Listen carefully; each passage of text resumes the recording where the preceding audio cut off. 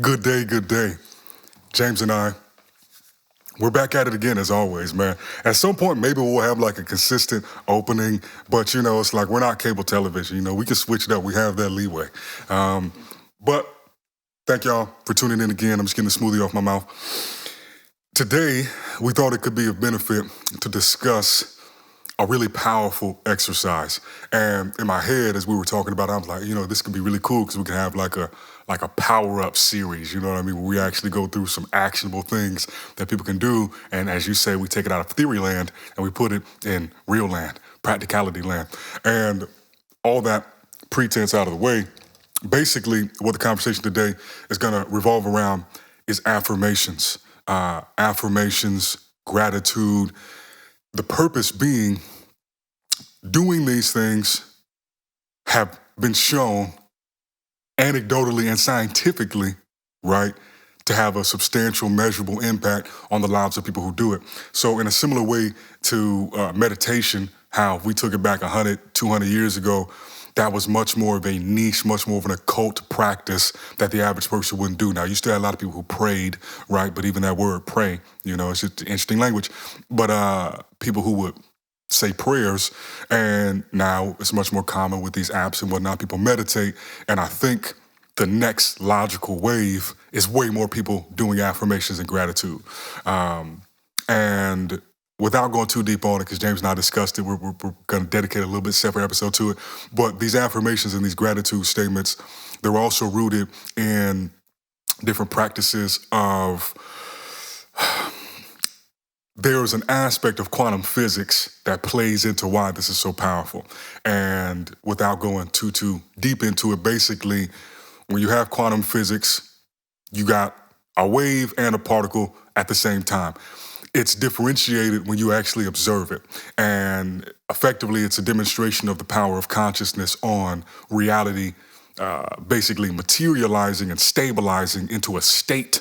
Whereas until one observes it, until one has that experience, it could be either or. Just like you don't know what's going to happen when you throw a pair of die out of your hand until it actually rolls and hits. But once it does, it's taking place. So with all that out of the way, affirmations, gratitude.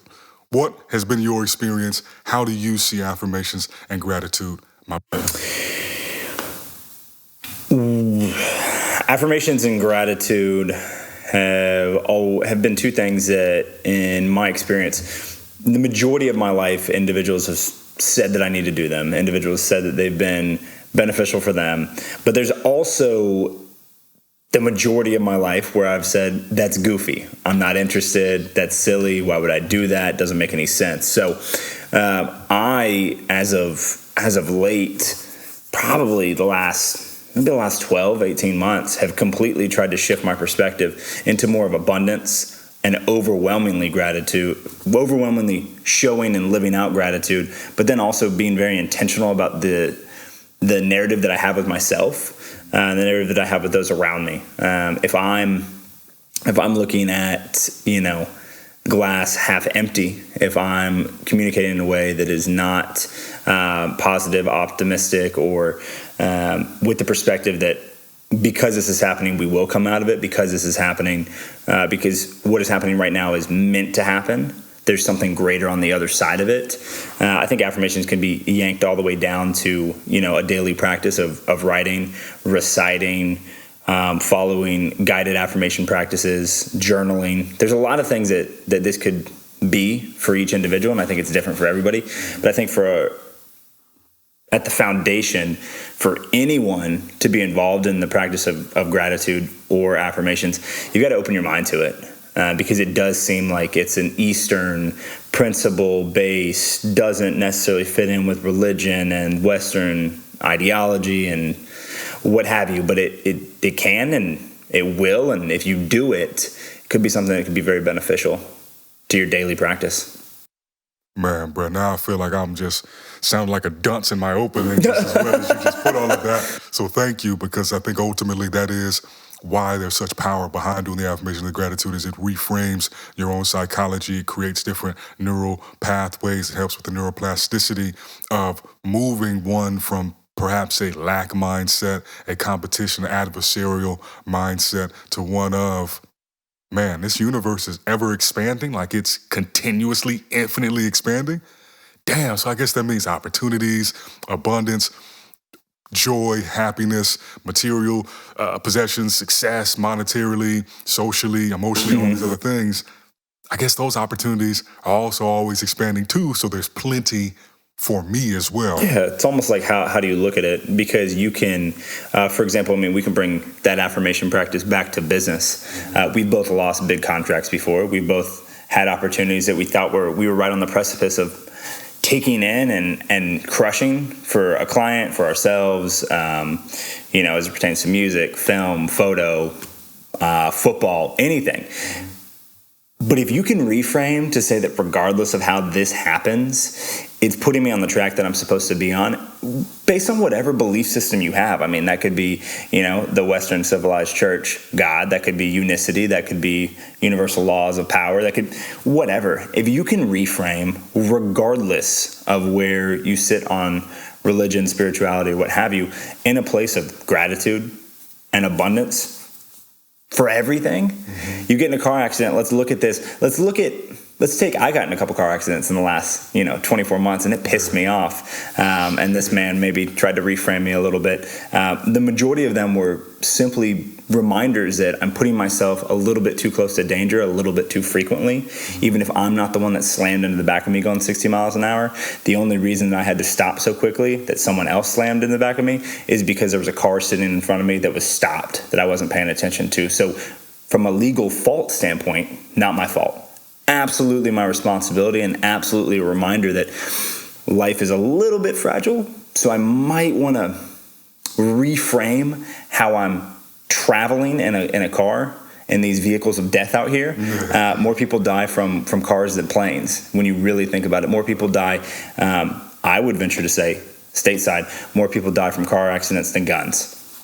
I believe that's, and if I'm wrong, hang me out to dry. But I'm pretty sure that vehicular involuntary manslaughter and voluntary accounts for more deaths in the U.S. than guns. So I only say all that to say that sometimes those things, when you go back to gratitude, when you go back to affirming that everything that's meant for you will be, and everything that you're in is meant for you in some format, even if you don't have the perspective, because hindsight is always 20/20. That's an axiom that everyone likes to throw around, but we don't really visit that sometimes in scenarios to be like, okay, I don't know what this is. I don't know where this is taking me, but if I can get in a fender bender and come out without a scratch, and then I could drive down the road and someone has wrapped a car around a tree, isn't that a subtle reminder that, well, I should have gratitude for my life, for the fragility of life, for maybe getting in something, my fault or not, that gave me that reminder before I'm texting and driving, before I'm looking down at my foot, or, with a lover in the car and making eye contact and run into a wall and die. Yeah. Gratitude's important. Yeah. And I feel like that's a little bit tangential, but it kind of just in the macro brings us back to everything can lead you there, or everything can lead you away from gratitude. It's really just a frame of reference. You lose a contract, boom. You can go scarcity. You can go, oh, woe is me. I'm not good enough. I'm not da-da-da. Or you can look at it like, maybe I wasn't supposed to be there. Maybe that wasn't the right client for me, for my mental health, my sanity, my pocketbook. Might be that, 6 months down the road or 5 years down the road, I get into a 360 deal with someone else. Let's talk about music for a second. That could be a thing. You don't get an opportunity that you necessarily really wanted. Next thing you know, you're in a massive deal with a record label, making 100x what you would have, doing something that you love. Or you're getting a feature on somewhere, or you're helping someone produce something, or you're a part of bringing, big NFTs into a space with a big name artist, or you yourself, or that. There's just a lot of things that if we would just go back to gratitude just a wee bit more, just try to reframe. You get in an argument with somebody, try to step back. After that conversation is done, try to step back. Is it something that you can have gratitude for, even having the passion in the relationship to be able to go there regardless, that you care enough about one another that you're not just going to cut each other off and disappear. I mean, there's some gratitude, and that sounds backwards, and it sounds like it's something that, like, why would you be grateful that you got in an argument with someone? Well, sometimes it's indicative of the amount of passion that the two of you have, and whether that be a business, personal, or what have you, romantic relationship. I mean, that's the nuance of life. Yeah. And sometimes these things often just serve as an indication or the beginning of a rectification process, of a upgrade, of a renovation of sorts. And I think it's just powerful when people actually take that time to do that reframing, which is not a new technique. It's not, most people who listen to this probably even heard of it, but are you doing it? And for that reason, I'd like to spend some time, because I think there's nothing I can really say about those things that would really build on anything that you just said. So I'm not going to waste the time to just, meander over that so I can hear myself talk. So what we'll do now is actually speak on some techniques of doing affirmations, doing gratitude, and what I've found to be most effective based on listening to people like Dr. Joe Dispenza, reading The Holographic Universe, Bruce Lipton, The Biology of Belief, epigenetics. These are all things that I'd encourage y'all to check out, look into, read more on if you are interested in this concept, because there is an abundance of information out there about how these things work and operate from a physiological, chemical level to a emotional, spiritual level, this, that, and the third. So basic rules when you're doing these affirmations. Well, for one, you want to feel it, ideally. So you don't just want to hollowly, write out some words and just claim that you feel or believe a certain thing. You actually want to tap in the best that you can to the feeling of what it is you're putting down. So let's just say, this is one that I have written down. I am whole, I am balanced, I'm infinite consciousness, I'm infinite awareness, I'm infinite love and joy, I'm infinite intelligence, so on and so forth. When you're going through these different things, try to take a moment to feel what that energy is like. If you were in that exact moment, what does that feel like? Can you also then can you see with your mind's eye what that reality looks like, right? It doesn't matter if it's a gratitude or an affirmation. I'll get to what I think is the better approach to how you can do that. But really honing in all of that energy, because that's going to give you the more total vibratory signature of that gratitude, that affirmation, as opposed to just the words, in the mind, but really the feeling of it. And a couple of other big tips. What I found to work, part of this also is just a time management thing, but when I would get to writing gratitude statements, or I'd get to writing my affirmations, depending on how you're flowing, 10, 15, 20 minutes could pass, and it might be like, damn, I wasn't really trying to sit down and write for 45 minutes. Mm-hmm. So what I have found to be really useful is to actually combine the statement, right? So whether something has already occurred, right? So I made a smoothie for myself and James when he pulled up. And so if I were to write that I'm grateful for this smoothie, the smoothie already happened in the space-time continuum on a linear timeline. It's behind us, right? But let's say that I have an affirmation for something that is yet to pass. One of the biggest things that I learned from somebody, just really when I would see it repeated by several different people, whether they be monks, whether they be, self-help gurus, whatever, is you always want to write and affirm these things as if they have already happened. Affirm them in the present tense. Now, the logic behind that being, the only thing that actually exists is the present, right? The future never arrives, and the past you can never revisit. You'll never be able to be there. All you can do is be in the present. And if one is affirming something to be in the present, you're putting the energy out there that it already is so. Because the flip side of that, and a lot of people talk about the law of attraction and all these things, if you say, I will be X, I will be Y, I will have Z, necessarily in that statement, what you actually have affirmed is it has not happened. And as we just mentioned, the future never arrives. So a will be statement, a will have, can never catch up to your present reality because it is in the future, which is something that I literally never heard for years and years and years of studying this stuff. And then when somebody broke that down, I was like, damn, that shit crazy, because that's just true. And it may feel weird because to some people it'll be like, but I'm not a billionaire yet. It's like, all right, well, keep saying that. And that's what you put you'll into never the be. world. You'll never be. So go ahead, assume that it is done, feel that feeling, see that vision, and then what actually happens based on quantum mechanics and quantum physics, and like I said, that'll be a separate episode, and we'll see if we can find a shmee. So if you're a quantum physics expert and like you make racks off of your quantum physics insight, holla at us, and we'd love to have you on. But from my understanding of it, basically then what happens is as you keep affirming these things in the present is that they've already happened, one, as we've gone over, your psychology, the neural pathways, those start to change, which can then influence your behaviors, right? And your behaviors begin to change to try to align themselves. Because ultimately, from a vibratory standpoint, anybody who's familiar with music that's listening, if we think about resonance or harmony, right? The universe wants to have some degree of harmony. Now, there's going to be harmony, there's going to be disharmony, right? So there's going to be order and chaos. Ultimately, your life, you're going to have to manage how you are resonating to try to stay or achieve harmony with the things that you say that you want. And so as a result, as you are making these affirmations, these gratitude consistently over time, there's going to be this process of the universe trying to establish harmony. And it either means the universe has to catch up to you, or more likely you got to catch up to the universe, right?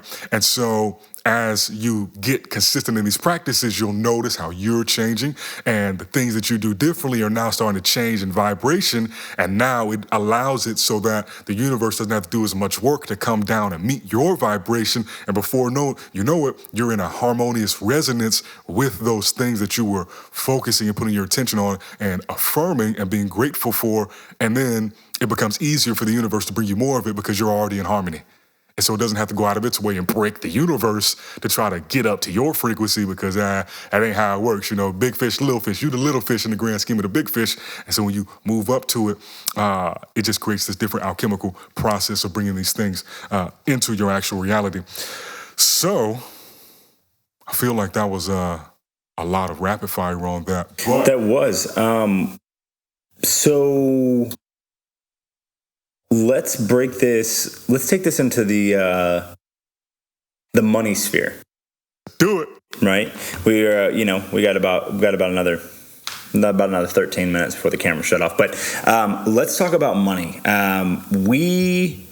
So I'll re-reference Ryan Odom again. Yeah, go for it. You know, not a sponsor of the podcast, but an interesting course that kind of breaks down from a personal finance perspective. A guy that, is talking about the relationship that you have with money, and most of it is just centered around the narrative. Mm-hmm. I mean, I'm sure, let's dive into native assets a little bit. I mean, how much do you see maybe in your own life with your own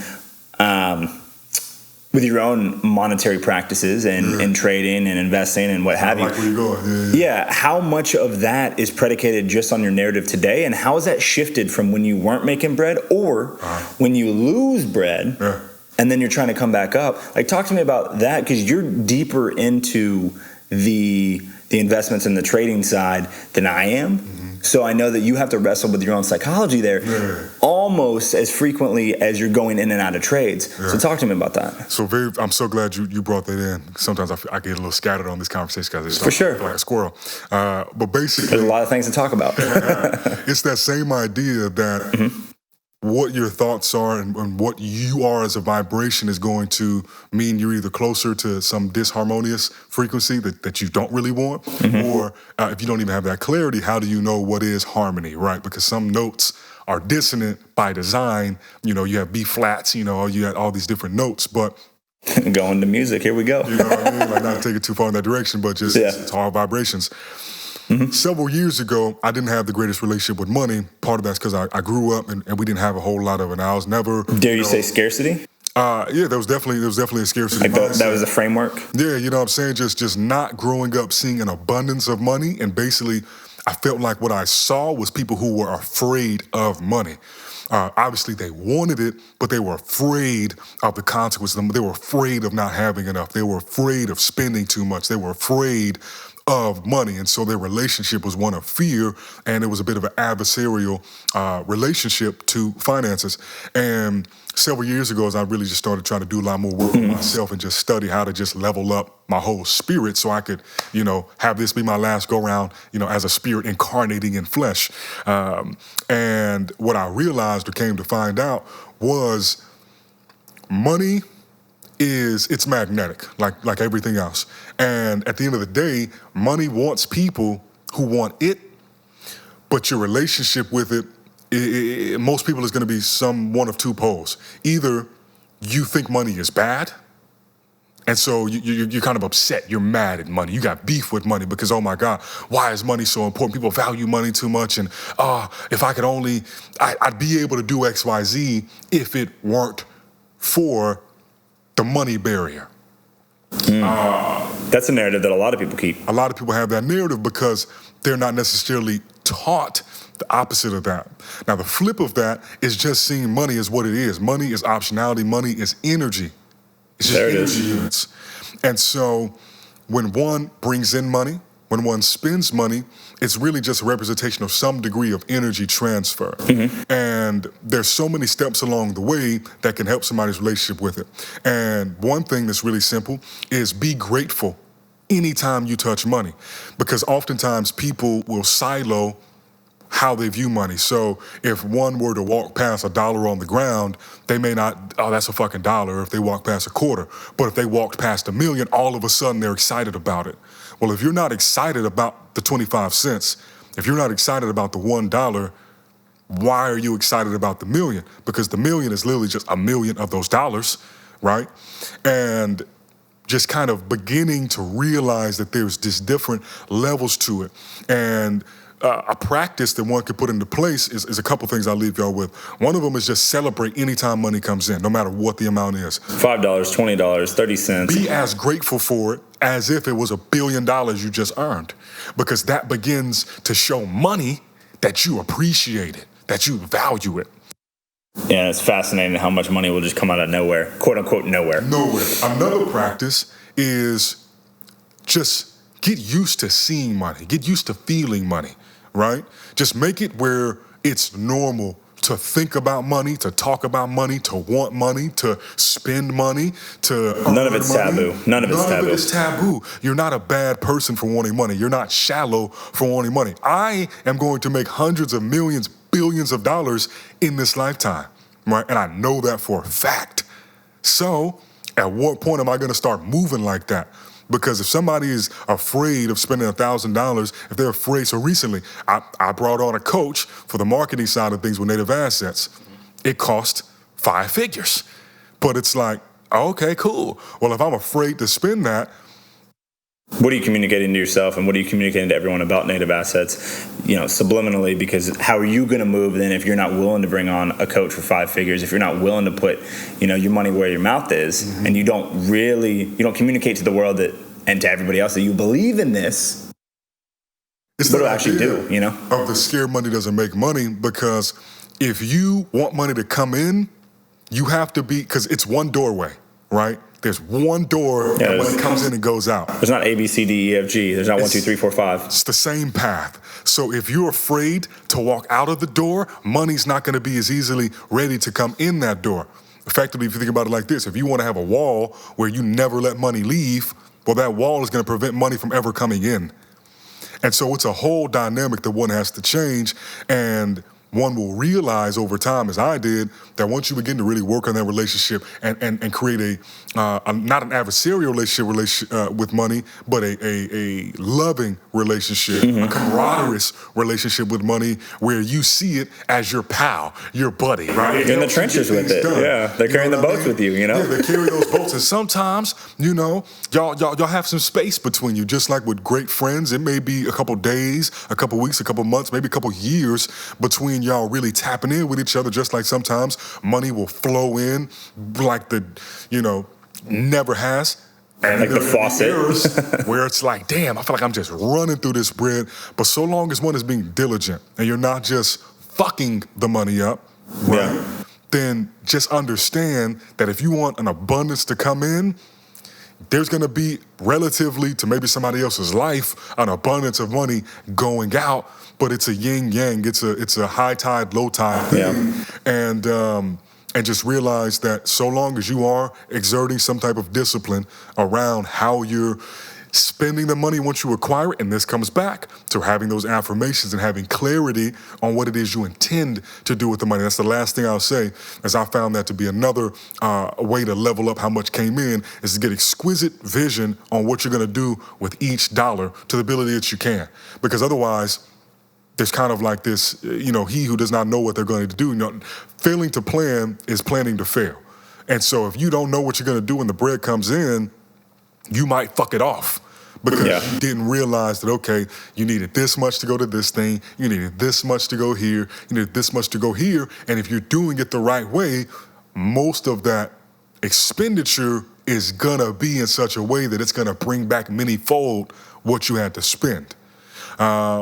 And so that's just, a little snippet on money in particular, but we could literally do a whole episode just on psychology of money. But just and I think we should at one time. But I was just, that's something you don't get to escape money. I mean, if you're in this plane, if you're in these bodies, if you can understand what we're saying here, you probably speak English and you're probably in a more developed nation.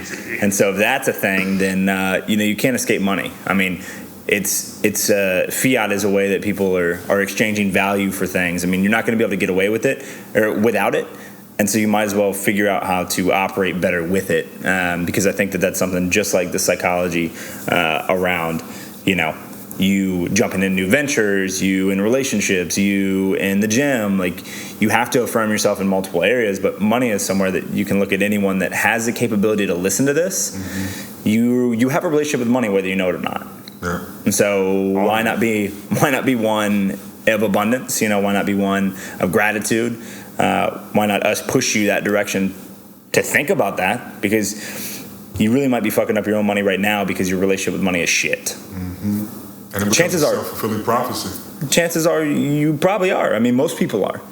Most people have taken the programming from the government, from everyone else rich, and sat in their spot and say, "Oh, damn, well, those guys are terrible. They make all this money. Bezos is in a penis-shaped rocket. Yeah. Bezos is out there in space and a dick rocket. Well, whatever. Yeah. That man, for better or for worse, and there's a lot of other nuance there, but has a relationship with money that is quite abundant. Mm-hmm. Look what Amazon's doing. Yeah. Not doing it alone, but that comes back to abundance. Like, you're not going to go fast and far solo. Yeah.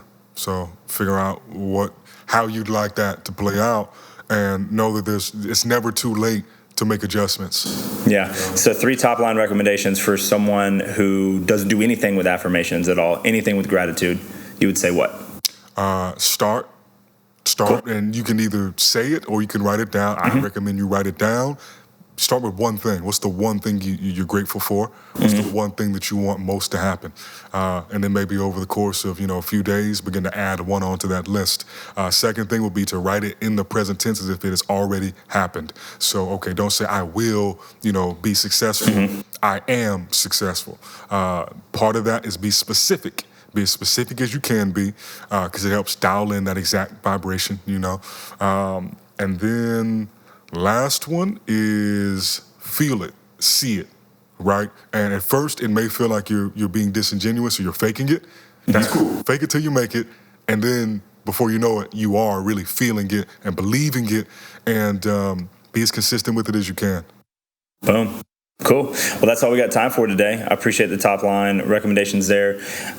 You can find us all over YouTube, any streaming service. We will be doing longer episodes, bringing on more guests coming soon. Thank y'all for coming out. We'll talk to you next time. Peace.